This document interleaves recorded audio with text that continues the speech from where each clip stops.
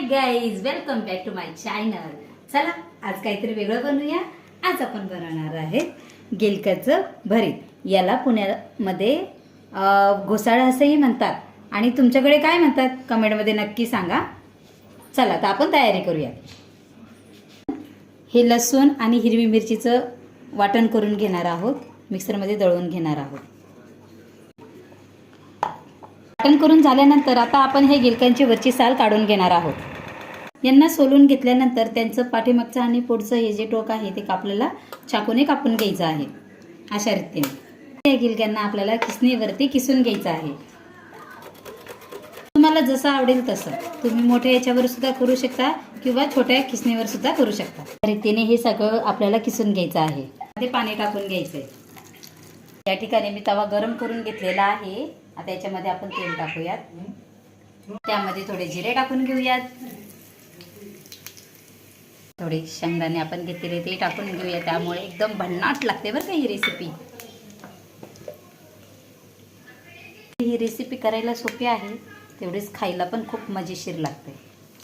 आता आपण ही तयार केलेली मिक्सरमध्ये पेस्ट टाकून घेऊयात. लसूण आणि हिरवी मिरचीची तर त्याची पुन्हा एकदा असं तेलामध्ये छान परतून घ्यायचे आहे आपल्याला. आता यामध्ये हळद टाकून घ्यायची आहे.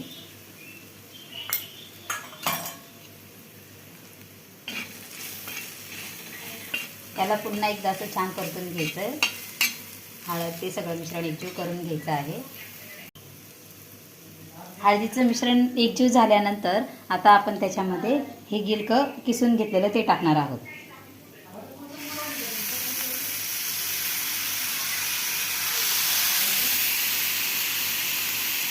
गाईज नक्की करून बघा आणि कमेंटमध्ये मला नक्की सांगा की तुमचं भरीत कसं झालं ते. ॲक्च्युली ही खानदेशी रेसिपी आहे, पण मला पण खूप आवडते, तर तुम्हालाही नक्की आवडेल. नक्की करून बघा. हे पुन्हा हे मिश्रण असं छानपैकी हलवून घ्यायचं आहे. आता मी हाय फ्लेम केलेली आहे गॅसची. तसेच मी हेल्दीसाठी लोखंडाचा तवा या ठिकाणी यूज केलेला आहे. लोखंडाच्या तव्यावर हे भरीत खूपच भारी बनतं म्हणून ते मला खूप आवडतं.